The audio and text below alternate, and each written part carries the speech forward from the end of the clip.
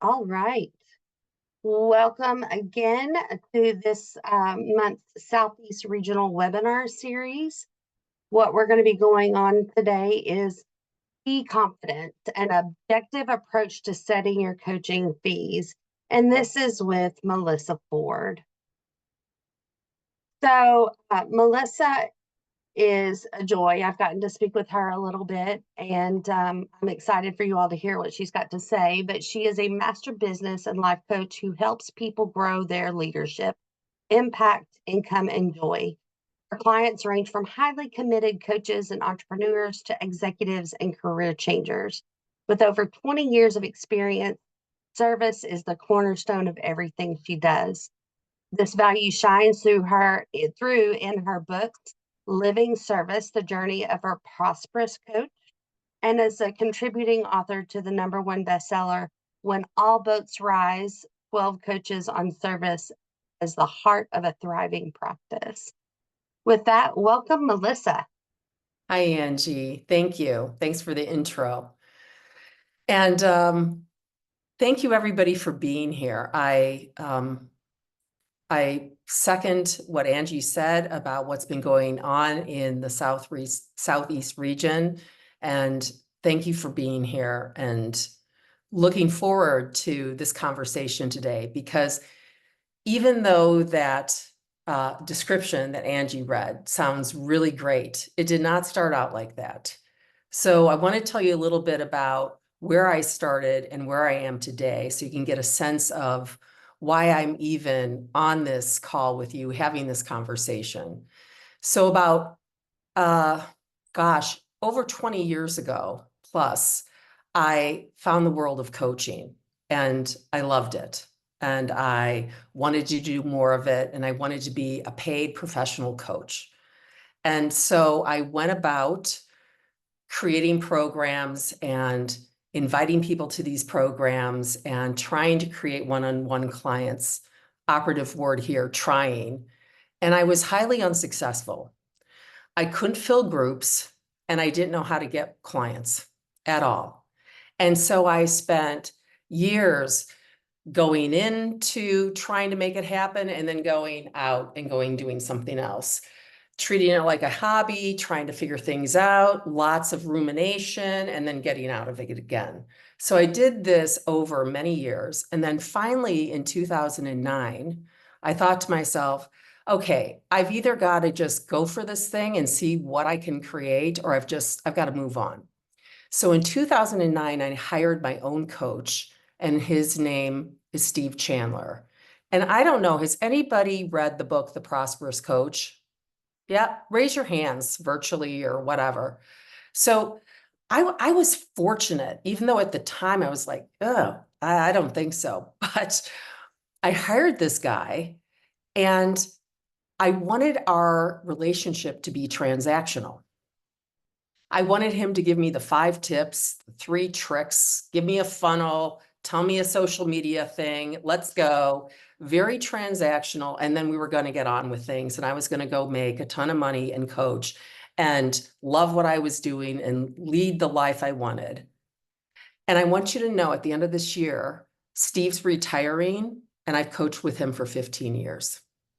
So much for plans and so much for 5 easy steps. But fortunately for me, Steve was all about service. And I didn't know what that meant. I had no idea. What did it mean to create a client through service? And finally, at some point, Steve said to me, you know, Melissa, how can you help this person? Help this person, give them some coaching before they hire you. And to me, that sounded like a bad business plan, because wasn't I in this to make some money? So why was I going to be giving away a bunch of free stuff? But because I had signed up with this man for a year, I was kind of in, and I thought, okay, let me try the service thing. And service in the context of creating clients was to give somebody the experience of the coaching, not a 30-minute discovery call, but like a 60-minute call or a 45-minute call. And then maybe invite them back in again and continue to coach them, so that instead of coaching being a concept, coaching was an experience where this person went, wow, this is what it is. And so they were already beginning to experience, as all of us know, the transformative power of coaching. And then it was a conversation at that point about continuing if it made sense. So that's what I've been doing the last 15 years. I've been deepening what service means to me. I've been growing my own business. I now am 15 years as a paid professional coach. And I want you to know that my obsession is leadership. And leadership, when it comes to coaches, is how can I help a coach be professional, create clients through service, and get paid for their work? So what we're going to talk about today is getting paid for your work.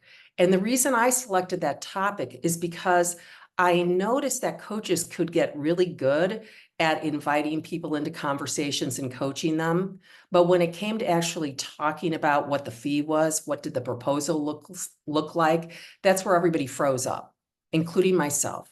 That's where it got uncomfortable. That's where it felt like, if I'm asking for money, how can I actually say I'm in service?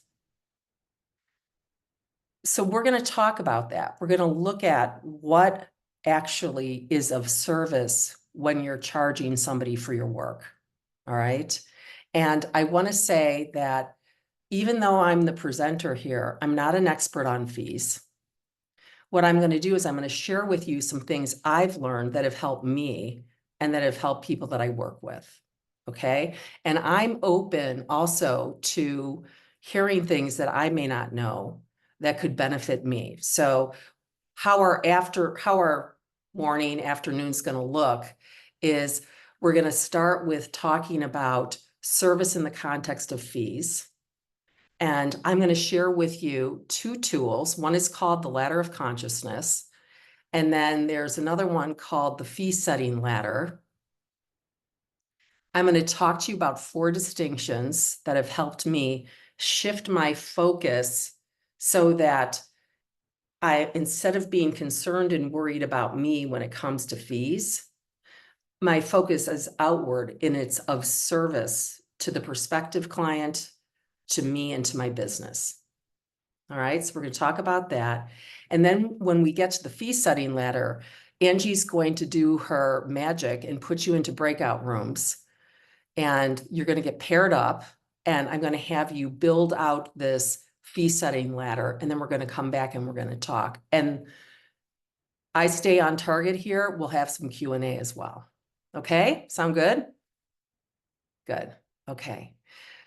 Before we start, a scale of 0 to 10. 0 is you're absolutely uncomfortable and horrified when it comes to setting a fee and proposing to a prospective client.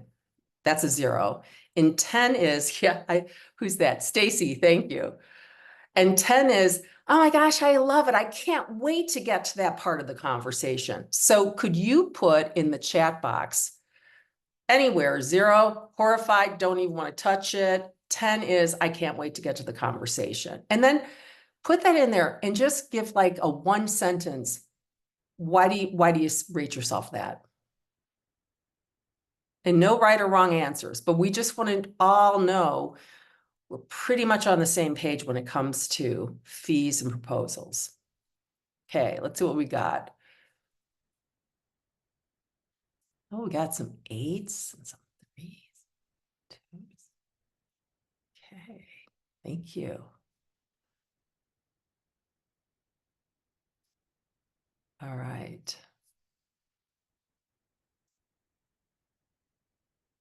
Okay, so I'm just going to read a couple of things out here. Bob's saying I'm not familiar enough with appropriate ranges. I'm 2 in my head. John, absolutely. And I don't really have a fee strategy. That's the tough part, isn't it? Being in your head.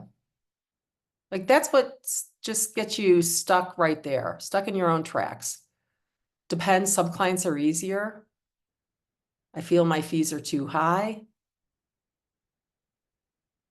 Several years in the business, nice, which points to everybody, practice and consistency. Like anything that you learn. The more you do it, the easier it gets. Yeah. How many people, raise your hand? Part of what gets in your way is you're thinking about what somebody can and cannot afford. You're trying to mind read. Everybody should probably be raising their hand on this one. Okay. Yeah. Yep. My worth, my time and expertise is worth something. Okay, I'm going to keep skipping through this here. I'm comfortable with fees. Wonderful. Oh, yeah. Missed opportunities, right? Because of your fees. Too high, too low. How many of you have set a fee and then the person said, I'm going to have to think about it. And then you leave and you spend the next day or week ruminating over, was it too high? How about raise your hand on that one? Yeah. Okay, great. Thank you. How about this question? How many of you have gotten on a call and you're prepared, let's say you've got your proposal, and then the person starts talking about how they don't have money and da, da, da, da, and then they say, so what is it going to cost? And you start discounting what your fee was. Like on the fly, you start changing it. Has anybody ever done that? Yeah, John, yep. Can't see anybody else. Okay, all right. Well, I've done all of it and more. So let's go into these distinctions. I'm going to practice my tech skills here and actually share some slides. And what I'm going to do is I'm going to share two, and I'm going to walk you through it. Feel free to do a screenshot. Angie's going to send out these 3 slides afterwards, including an excerpt from a book that I wrote that she had talked about, that talks about how money commits and talks about being a working coach, so that you can have that and read it.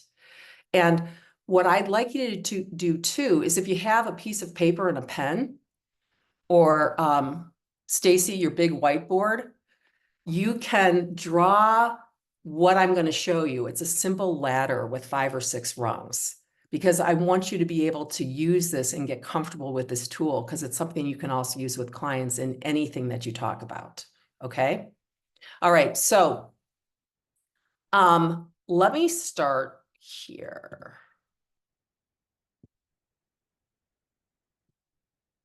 All right, so everybody can see this? Okay. I have up here what's called the ladder of consciousness. I want to explain this a little bit. This was created by a gentleman who was a British philosopher named Colin Wilson.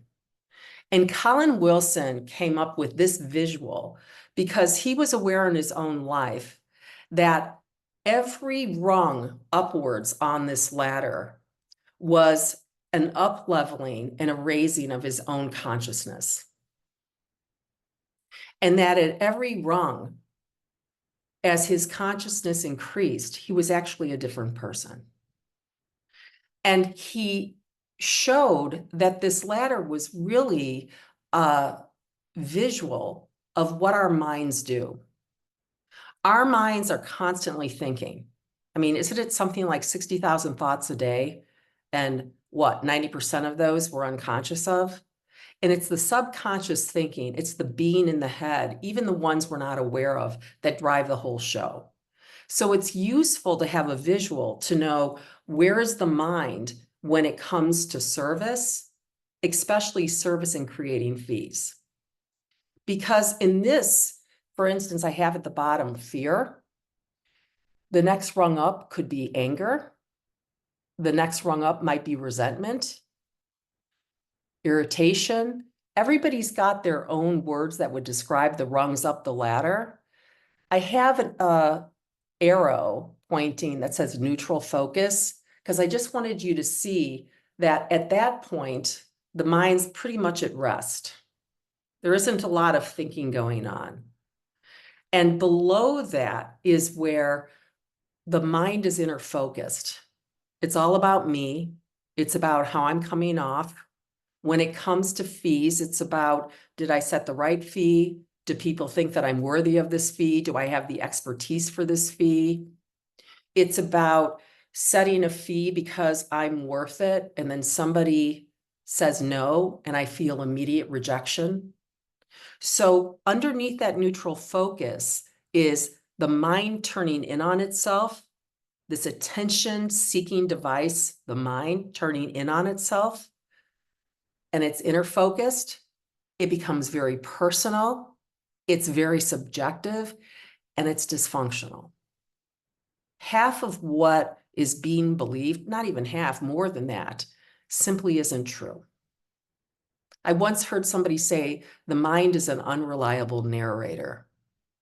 Isn't that the truth? Up above this is an outer focus. It's where the mind shifts outward so that this idea of me starts to fade in the background. And we know how glorious that is. We've been in coaching sessions where we lose sight of ourselves and it's all about the person in front of us. And I know you've experienced this. It's like, it's the magic. It's what feels so good because I've now lost sight of myself. So in this ladder of consciousness, this visual shows an outward focus is impersonal, which a lot of people would think, oh, that's cold, that's mean, that's not caring. No, it's just losing sight of me. It lends to more objectivity. I can definitely tell you greater creativity, and it's fully functional. It's a mind that's fully in reality and functioning. So service isn't just about serving the client. It's also about what serves me and what serves my business. And the more we can come from an impersonal lens, the more functional, the more workable, the more based in reality we are. And that's where we want to create our fees. That's where we want to create our proposals. Okay? All right. Angie, I'm not checking anything in the chat box, but if you see something, let me know. Okay. Okay. All right. So let's go to the next slide. And it's the same slide, but what I've done is I've taken the distinctions and I've set them below the neutral focus and above the neutral focus. Okay?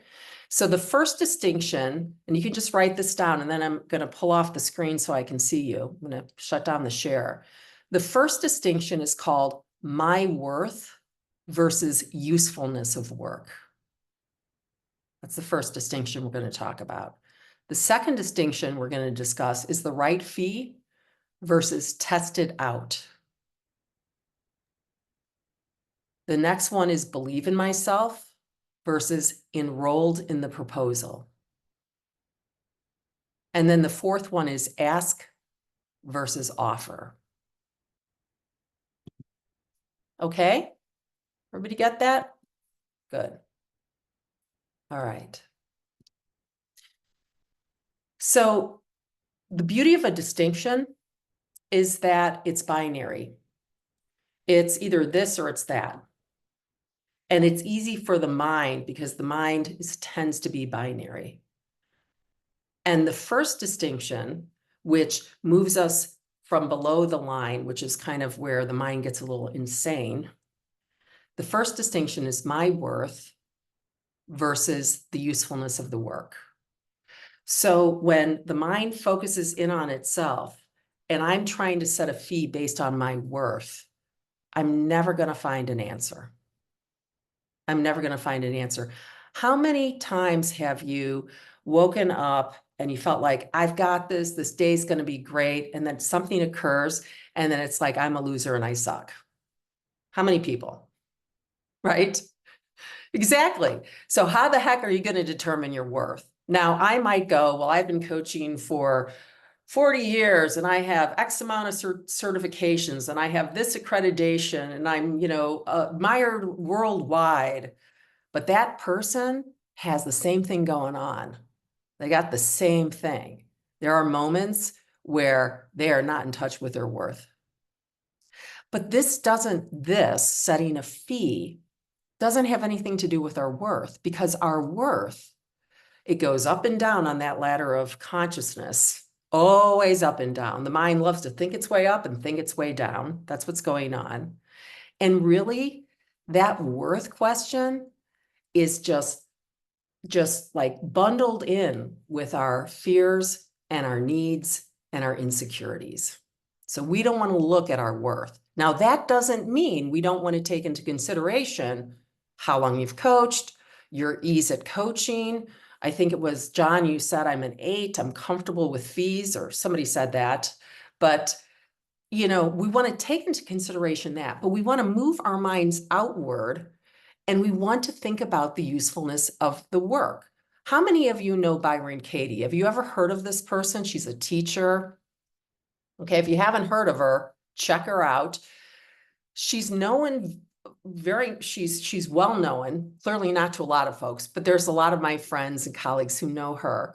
And she doesn't talk about her worth. That's right, Mary. She has a thing called the work. She's always talking about the work, not about herself.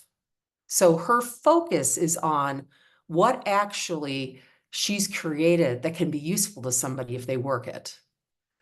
So we want our focus to be on the usefulness of your work. What gets created? Think about the space that you hold for people. Think about the connectedness and the trust. Think about the deep listening. Think about the questions that get asked. Think about honoring people's wisdom. That's the work. And you have seen how it's been useful to other people. If you are newer on the journey of growing your coaching business and being a professional coach, you still have people you've coached. You've coached colleagues, peers. So think about the work, focus on the work. That's where we want it. And in that place, the mind is open, it's creative, and it's not on me. Okay? Because in the end, people don't buy coaching. They pay for somebody to help them get what they want. The work. That's what they buy. Okay. Next distinction is the right fee versus, I have to look this up, guys, the right fee versus test it out. Okay. I'm going to say something outrageous. Here it is. There is no right fee at all. Our fee is wholly created. Now, I'm not saying don't go and speak to your colleagues and ask them what they charge because you're curious. You're gathering some research, but there isn't a right fee. There isn't a fair fee. There isn't an industry fee. That's totally made up. And I've seen a lot of coaches get stuck on trying to find the industry fee, trying to find the right fee. That was me. And what happens is there aren't any conversations with prospective clients, and there's no offer to work together because my mind's over here busy ruminating, trying to figure out the right fee, setting a fee, flip-flopping, second-guessing the fee, coming up with the fee, discounting the fee, feeling resentful it's so low. By the way, all this is happening in my mind. I have not had a conversation with anybody. And because I'm so stuck on that, I'm not learning and I'm not in action and I'm not serving anybody.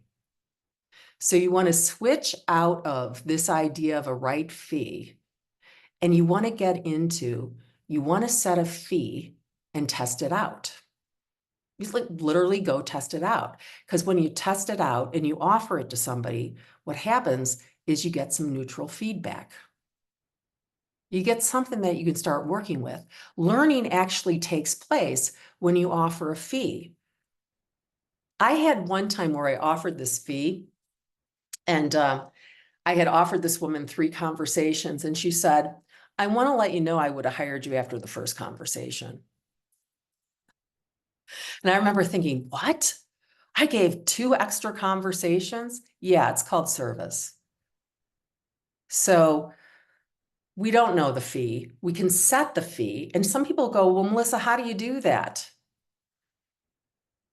This would be kind of fun for everybody to share when we do the breakout room if you have a little extra time, I want you to share with the person how you set your fee. Like a quick 2-stepper, 3-stepper. That'd be fun to do. So here are some ideas for setting the fee. And it depends on where you're at on your journey. If you're a new coach, my recommendation to you is be a working coach. Offer coaching, offer proposals, get paid for your work. Because getting paid for your work, even if you're making 50 bucks an hour or $5 an hour or whatever it is, builds confidence. Like, be a paid working coach. Because people paying for your coaching benefits them. They show up differently. You show up differently. They're not canceling on themselves. They realize, oh, coaching is not just some conversation. I got to actually like find a little courage to go do something different. It benefits them. Okay. Another way that you can set your fee is you can say to yourself, what do I want my annual income to be? What does that look like quarterly or monthly? How many hours do I have to do this? What are my current packages?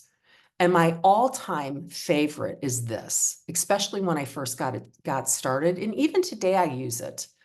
What fee can I charge that if somebody says yes to it, I'm super jazzed to work with them? And if they say no, I'm okay to let them go. I'm not going to go and torture myself wondering, was it too high? Should I have offered that? No, because what you want as a professional coach who runs a solid business is you want as little distraction as possible. So you can set a fee you're good with if it's a yes or a no. Okay? So test it out. You got to test it out. Okay. The next one, this is one of my favorite too. The distinction called believe in myself versus enrolled in the proposal. Now, I didn't realize this distinction until I developed enough courage and on a consistent basis, I offered people ways that we could work together. And then I started to see that my attempts to believe in myself, again, here we are, guys, the mind shifting in on me, right? It's personal, it's subjective. There really isn't any answer here. But my mind shifting in on me and trying to believe in myself, doesn't work. Because like my worth, it goes up and down. There are moments where I deeply believe in my ability to help and my love for other people and the impact that coaching can make. And there's days where I'm like, I'm not so sure. Does anybody have that? Yeah. Yeah, for sure. Yeah, Evan, definitely. So I don't want you to believe in yourself. And I remember my coach, where I started, was that I had such disbelief in myself that I started at, I can't. I don't know what I'm doing. I can't do this. This is too hard. How do I do this? I can't figure this out. I have no idea. I was absolutely certain in my inability and my lack of competency. Okay. So here I am trying to believe in myself. And it was an inner mental battle until one day my coach said to me, Melissa, stop trying to believe in yourself. I'm like, well, then I got to trust the process. Come on. He's like, don't trust the process. Those two hoops, believing in yourself and trusting the process, they're unnecessary. Do one thing. Test it out. You don't need to believe in yourself. Well, how am I going to actually give a really great proposal? My goodness, like, why are they going to say yes to it? Get enrolled in it. And what the heck does that mean to get enrolled in it? Has anybody heard of Blue Apron? Have you heard of that? It's this, yeah, it's this cool. So one thing you need to know about me is I do like to eat. I don't like to cook. I mean, the idea of cooking and cleaning up and having to figure out what's the recipe. And, I have 10 things that I make. It's meal number 1 or meal number 8 sort of thing.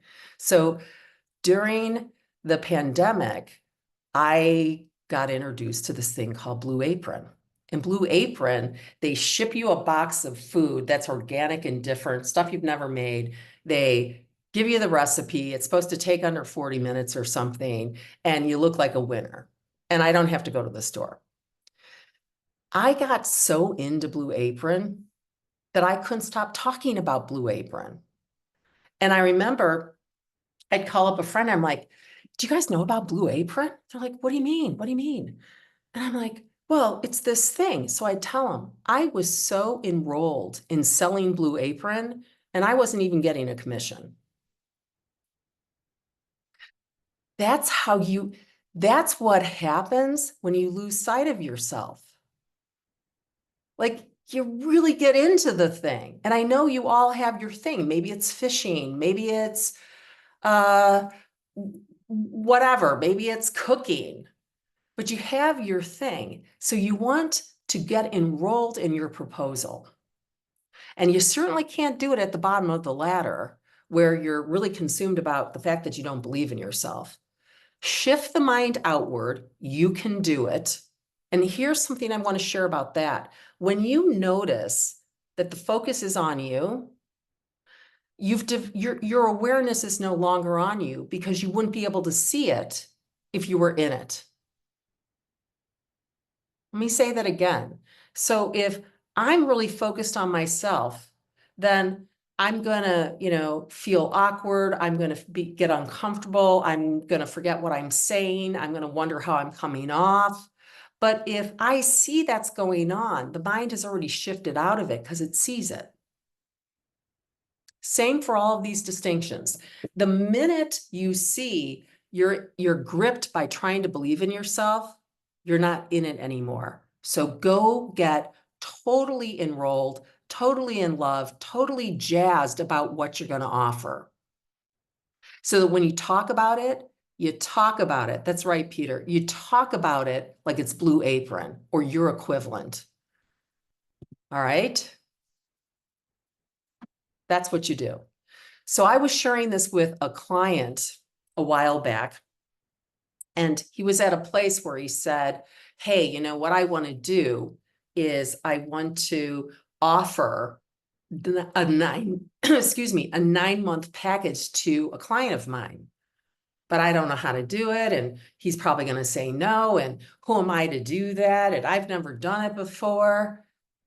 And so that person was in disbelief. They were trying to believe in themselves. They didn't believe in themselves. So we talked about getting enrolled in it. I said, have it be your focus. Like create something that would be the coolest gift you'd give somebody.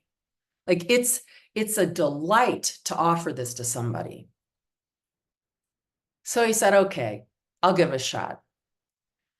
What was really interesting was I started to receive from him, because with some clients, I do some work on WhatsApp. I started to receive pictures of he was in the mountains. Well, part of his package was that he wanted the person to come to him and they would do 2 days in the mountains and then they would do this work for 9 months. He literally drove to the mountains, walked around, got inspired, thought about what was possible for this client, thought about the work they had previously done, got really excited about it, pardon me, came up with a proposal and then offered it to the guy with no focus on himself. Can you imagine the freedom in doing that? That's how you get enrolled in a proposal. And don't take my word for it. You got to go test it out. And it doesn't have to be something big like 9 months or somebody, flies to you. Think about how life can change and be different for this individual. Like get really into what's possible if the two of you work together. Come up with what the logistics are, come up with the fee, and you offer it. And you focus on what's possible. And then the how many, hours and the fee and the whole thing, that's all secondary. It's what are you going to do together? Okay. All right. I know somebody wrote in the chat how, so hold that and we'll talk about it during the Q&A. Okay, here's the last distinction. Ask versus offer. When I'm focused on myself, when it's personal, when I wonder what people think about me, then I'm asking for somebody to work with me. And that ask is loaded with my need, N-E-E-D. I need you to say yes. I need you to think I'm an expert. I need you to like me.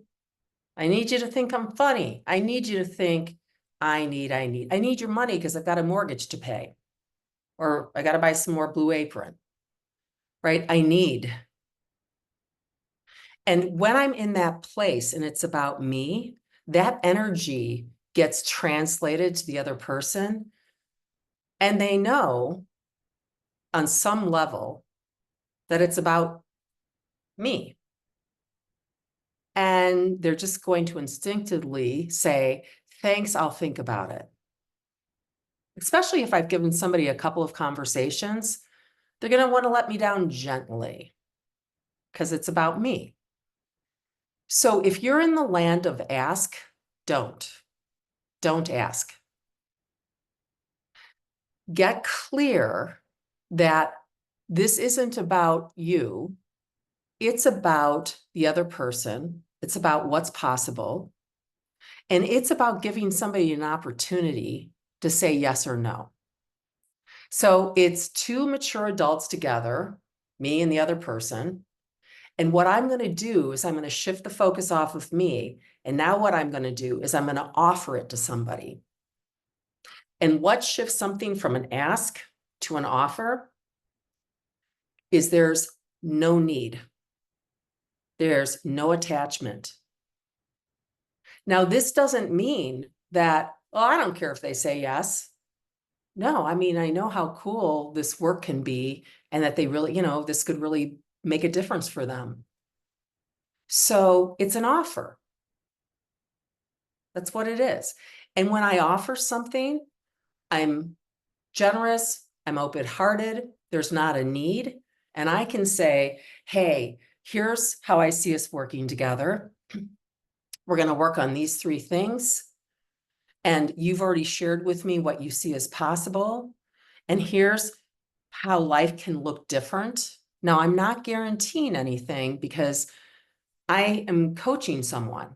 All I can guarantee is I will bring my very best coaching from session to session. That's what I'm going to do. And now I say, here's what it is. And here's how many sessions. And this is the fee. And then I can simply say, do you want to do this? Don't you love that? Do you want to do this? Because I'm an adult, they're an adult. They can say yes, they can say no. Now, one thing I want to say is that because we're in a business where we sell our services through service, some people are going to say yes, and some people are going to say no. And some people are going to say they have to think about it.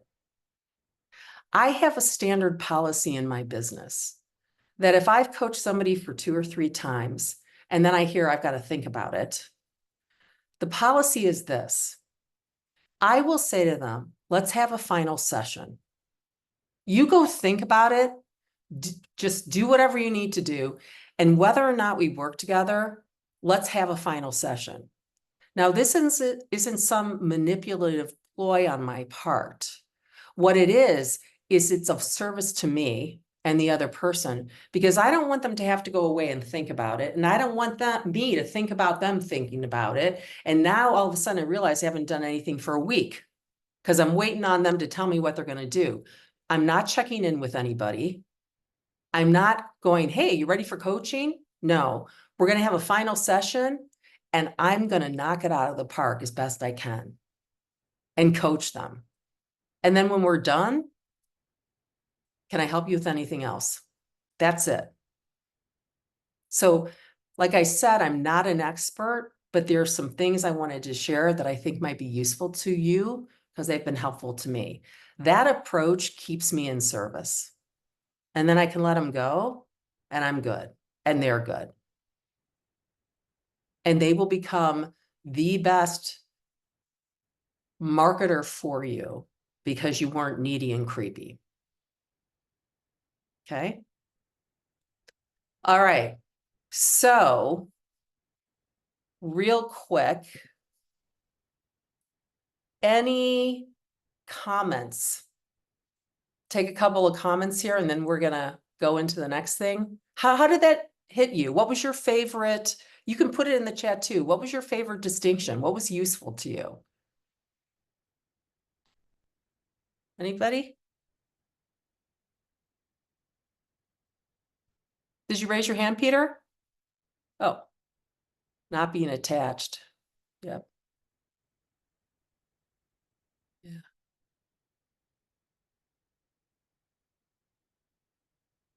Yeah, it's not about you. Yeah, the needy creepy. That's a Steve Chandlerism, my coach. Yeah, focus on the offer. Yeah, offer, not ask. Yeah, these distinctions, aren't they awesome? It kind of simplifies everything. And what you can do is you can take one of them, keep it in your mind, and go test it out. Go see. I think you'll really be surprised at the ease that starts to flow for you. Okay. Yeah. Drop the belief in yourself. Yeah. Me too, Pam. Happy if they say yes and quite content if they say no. All right, cool. Okay, so shall we go on? Because I want you to have time in this breakout room and I just want to share, I just want to share something else with you. Okay, this is what we're going to do. So screenshot this or quickly create your own little ladder, because what I want you to do is I want you to start to build out your own fee setting ladder. So here's what we're going to do. I'll give you a little bit of time here. It's this fee setting ladder. The benefit of it is to notice where you're at on the ladder. Where's your mind engaged? What is the thinking that shows up? What are the feelings that come from that thinking? And what behaviors do you start to see yourself engaging in? So you're going to be broken into groups of two. One thing that we can do, so there's coach one, coach two, introduce yourselves. And then what you can do is tell each other what time you went to bed last night. And whoever went to bed the latest goes first. Okay? Good. So the first coach starts. And this coach, what I want all of us to do is write down, let me back up. Think of a specific client or prospect that you're currently in conversation with and you want to offer a fee to. Or if you're not in that situation, think about a package, maybe an introductory package you'd like to offer, and you have yet to set a fee or what this thing looks like. I want you to slow down and identify at the bottom of the ladder, when you think about putting this fee together or maybe even presenting it, what kind of low level emotion and thinking shows up? So identify what comes first. For some people, they know what they're thinking. For other people, they just know how they feel. So write down, and I'll give myself as an example. I might have this thought of, yeah, I don't want to set this thing too high because I want to work with this person. I really enjoy them. So I'm, maybe I'll set it too high. That would be the thing. I really wish she would just get up and eat. So for anybody who's listening, if you could mute yourself, thanks.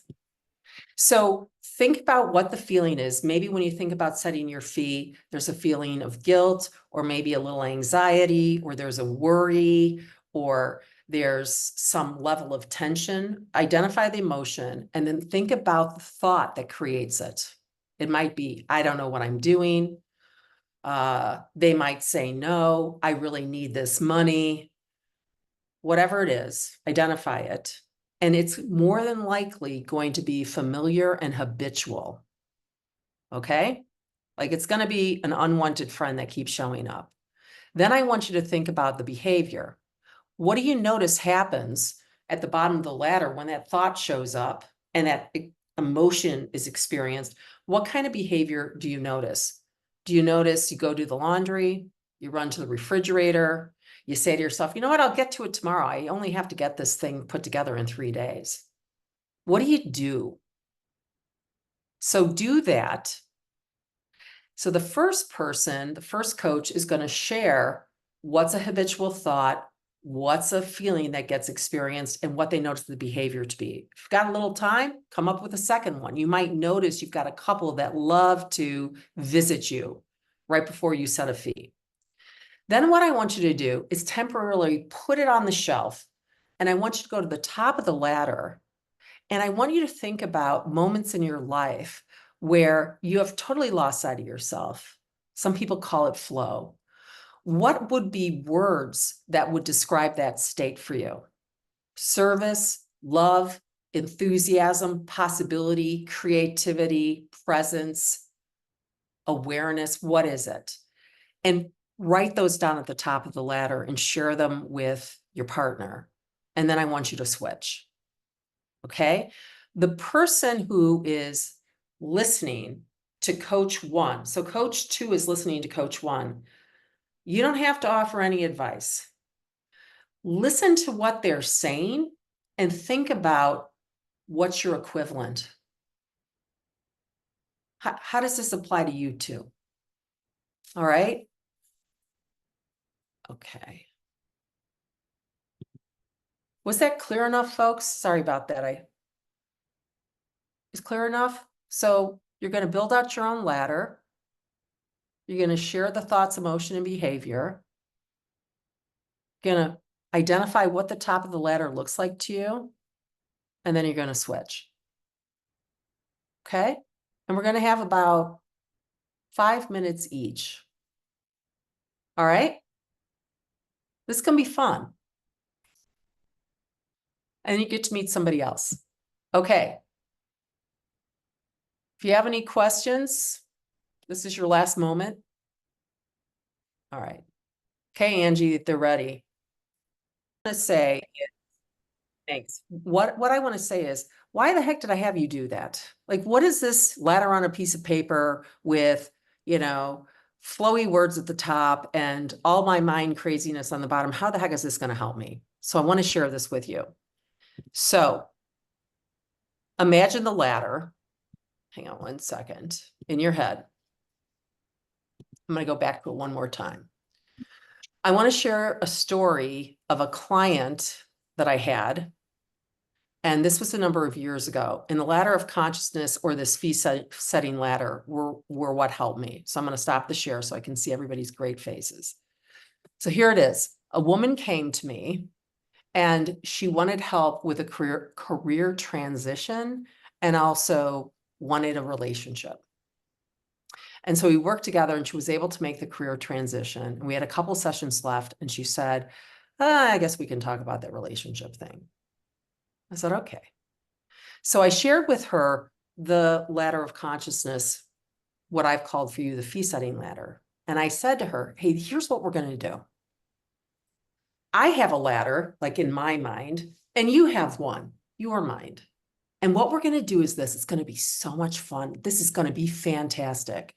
What we're going to do is we're going to leave all of the beliefs, all of the limiting beliefs, all of the I don't believe I can have what I want stuff, or this is impossible. We're going to leave it at the bottom of the ladder, and we're going to temporarily rise up to the top. She had her words up there that fit kind of this flow, presence, awareness state. That's what we're going to do. And from there, we're going to brainstorm what you can do about creating a relationship. And so she looks at me and she goes, like, kind of like, she doesn't look excited. I go, what do you think? You want to do it? She said, no. I said, no? She said, no. Because you know why, Melissa? What's going to happen is I'm going to leave all that stuff at the bottom and I'm going to rise to the top. And you and I are going to brainstorm. We're going to use this brainstorming tool and we're going to come up with some credible ideas. And then we're going to end. And my mind's going to go back down the ladder. I'm going to pick up all the garbage and leave and go home and beat myself up because I never did anything with this. So I said to her, why don't we do this? Why don't we both go to the top of the ladder? Let's brainstorm. But we'll only do it if you agree that when we're done, you'll take action on none of these ideas. And she's like, well, could I maybe take action on one of them?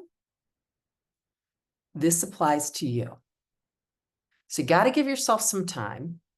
You've got to sit back, build out this ladder, and not go, yeah, that was a nice little, ICF event, and I'm going to get back into how I do life. No, you take this, and the next time you've got a client, you're going to slow down, and you're going to find where the mind is, and you're going to give yourself the opportunity to brainstorm, and you don't have to offer anything you come up with at all. But let your mind open up. Let this creativity, let this expression, let this possibility, let an option or two show up. You'll be amazed. So that's what you do with this. And you can use this ladder, call it whatever you want. You can use it with your clients. And it's incredibly helpful because all of us get limited because the thinking feels so real and true, and it's not. It's not. Kind of reminds me of the saying, if the thought doesn't set you free, it's not the truth. So I'm going to stop there. And we've got 15 long, amazing minutes where you can share a comment, you can ask a question, anything. Okay? And I'd love to hear from you because this is your chance. And I know what this is like. I've had to do this myself. And what I've always seen is that discomfort points the direction to growth. That's where you want to head. Like, let's go there. Who's first? Yeah, Amit, Yep. Hussein. Hey, thank you. Good to Hey, see you. good to see you as well, Melissa. Thank you so much. This was awesome. I've read, it was among the first books that I read, Steve's and uh, the twins' book on pricing and how to market yourself as a coach. And it helped me orient myself to the client. It really did help. I Nice. completely appreciate and the way that you have contextualized who I'm going to be when I show up with the client as I'm arriving at my pricing. It's brilliant. And I do not find that I'm too far from this as a goal. One challenge that I have is I don't know if this will resonate or not. When I am in this state that you spoke about, the flow, is the place where I feel my clients would be when I'm done with them. It's a place of ecstasy, freedom, energy, and conviction, pure love and beauty. Now, this place, it's palpable to me and to my clients. I've seen it happen and I've seen them arrive at that place. So at that place, I'm in this non-numerological space in which putting a number at it is, in fact, if I were to ask at that point of time, what is this worth to you? A client would say, I can't put a price at this. This is invaluable. So now I'm back to the square one. What price is right for this kind of shift that I call the radical shift Yeah. that generates. Yeah. It sounds like that TV show, The Price is Right. You know what I mean? Like, Price is Right. Well,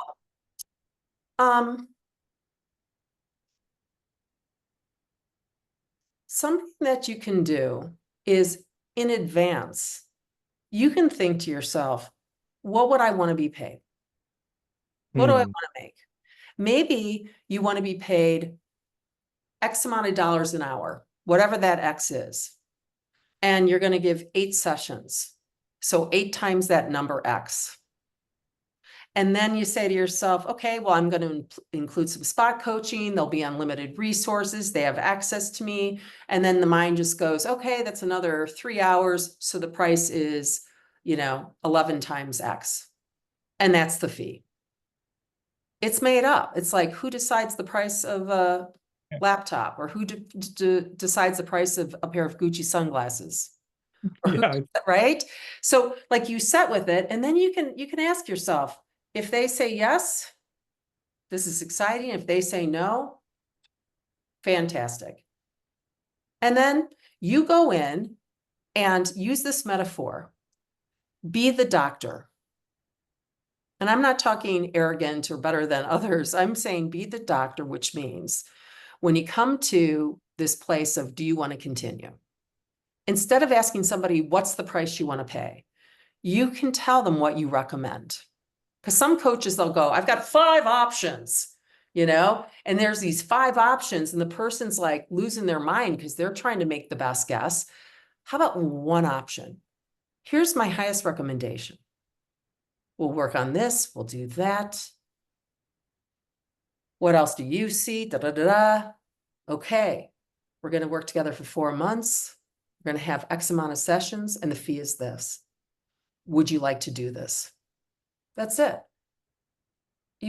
It's just simple. It's a recommendation. I want to offer this too. When I first started, there were times where I set a fee and I was just like kind of knock-kneed, like, oh my gosh, are they going to say yes? And a lot of times people weren't saying yes. So something that I started testing out that really served me and my business and me being able to start coaching somebody is if I had offered, say, 3 months and the person had said no, then what I would say is, okay, well, if you really want to do this, we can do half of that. Half the number of sessions, half the fee. I didn't have to sit there and calculate it or go, if you buy more, there's a discount, just plain and simple. And often people would say yes. And I know a lot of coaches are like, transformation can't happen in 6 sessions or whatever. Let's get you started. Because coaching is a great addiction. It's a life-changing thing. So that's an option too. And you can go test out and be the doctor, make your recommendation, and then ask the adult, would you like to continue? So that's for you. And just keep doing your awesome work.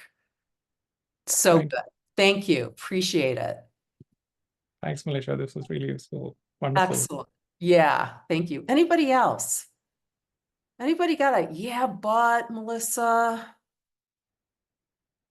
Anybody? Yeah, David Bell. I went to school with a David Bell also. In terms of a yes, but, my yes, but is in the book, The Prosperous Coach. They talk about spending like 2 hours with somebody. And I'm like, yes, but that's valuable time for me. And so that spending all that free time is a challenge for me to put that out there.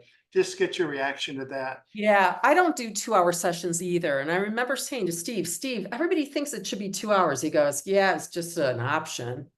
I'm like, okay. So I don't do 2-hour sessions. And I'm not saying if you do 2-hour sessions that you should not, but it's like, what works for me? So when I first started, it was 90 minutes. It's like, I needed 90 minutes to kind of just get a vibe of what was going on. And then it was 75. And then, over the years, it was an hour.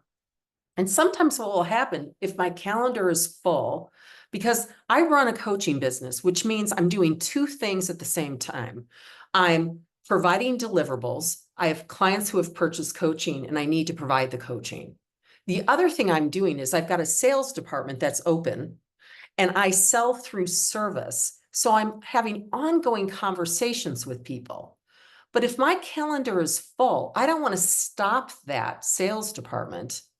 I want some time to be open. So sometimes what I'll do is I'll say, let's get on a call. I might send an email in advance saying, like saying to somebody, you were referred to me. Tell me a bit about you.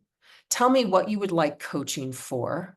Tell me what would be an ideal outcome if we spend 30 minutes together and meet each other. Tell me whatever you think would be useful so we can have a great conversation. And now I'm already in their world. They send me this email and I don't show up. Hi, getting to know you, downloading, or any of this other stuff. I have some understanding of who they are.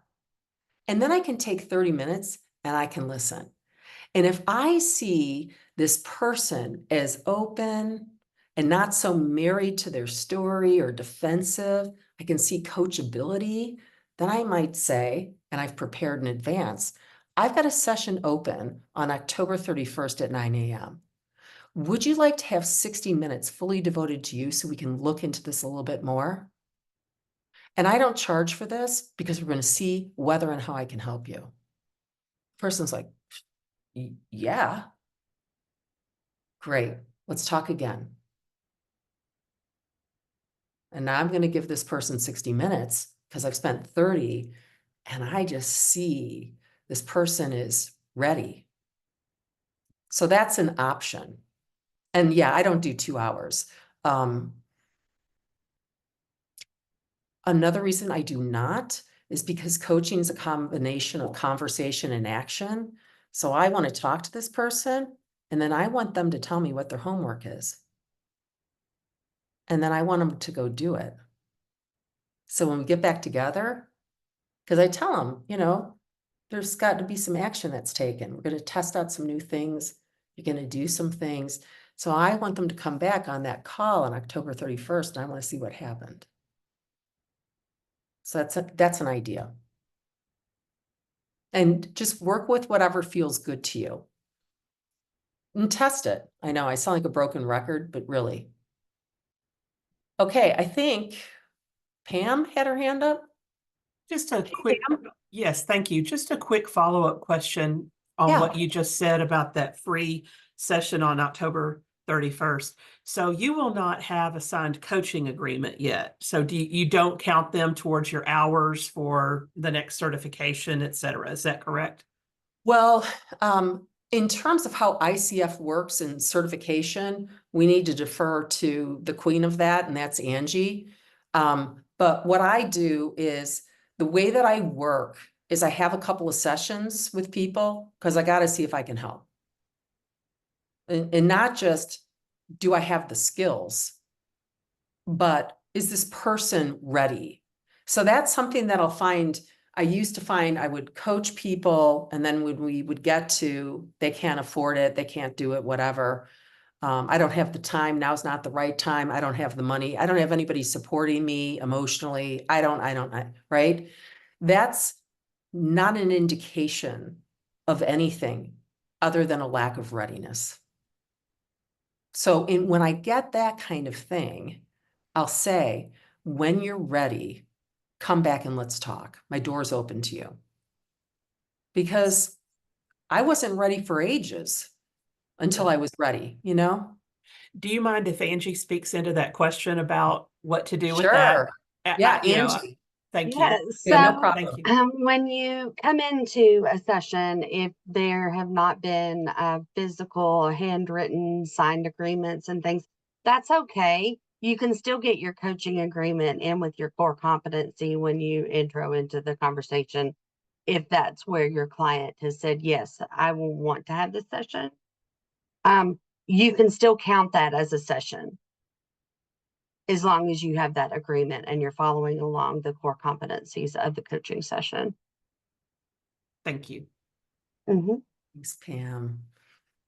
Anybody else? One last question, maybe? I kind of had a question, and I'm hoping that other people are curious about this. So once a coach is new and they're building their business, do you advise, well, I don't want to say advise, but do you suggest that building their brand from the start is important? Or is that something that could come later and they can change their charges as they go? But I know that a lot of people, you feel like you can't, if you haven't built that brand in Yeah. yourself or with a company or what have you, that it's a little more difficult to charge those more applicable prices for price points. Yeah. What are So your thoughts on that? it's good. That's awesome to ask that, because we're in a culture of brand building. And I don't build a brand. I'd rather build a relationship with somebody by coaching them. I'd rather give somebody 2 or 3 awesome sessions, whether we work together or not. They will become my marketing. They will talk about, you know what, this woman gave me these sessions and I told her I didn't want to continue. And I couldn't believe it. I've had people that has occurred with refer me people. So I'm not interested in my brand. I'm interested in whether and how I can help. I'm interested in service. Now, that doesn't mean that I couldn't go create a brand and have a website and the whole thing, but that's secondary. I want to be in a conversation every day, all day. I want to fill my calendar with conversations, because that's how clients get created. So it's not to diss branding or social media, but having a conversation is how clients get created. There's this phrase my coach used to say to me, Melissa, no sale occurs outside of a conversation. Because even if somebody checks my brand and they're like, whoa, this woman seems like, you know, this and more, I still have to talk to them. Still have to Oh, come. that's great.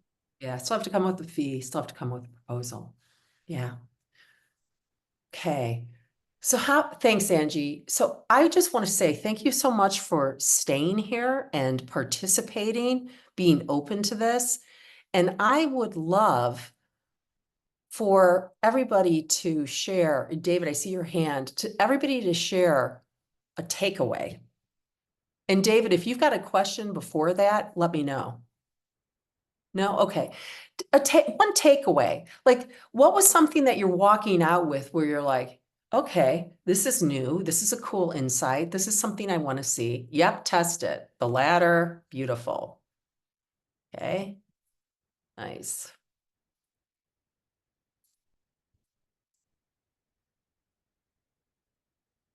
Yeah. I build relationships. Yep. Needy and creepy. That's a hat tip to Steve Chandler. Stay in conversations. Absolutely. Okay. Well, just want to say thank you again. Enroll in the proposal. Go have a great rest of your day, and we'll follow up with some of these resources. And I appreciate being with you today. All right, guys? All right. Take care. Love you all. Thank you Bye-bye. so much, Melissa. This has Yeah. been exceptional. I've really gotten a lot out of it, and I appreciate everyone's attendance. Please know that within a few days, you will receive an email to the email address that you provided in registration that will include the information that Melissa referred to earlier, as well as the recording from this session. After that, you will receive a different email from the chapter in which you registered for this event, and it will contain your CCE certificate. But if you have any questions, feel free to reach out, and we will see you all next time. Thanks a lot.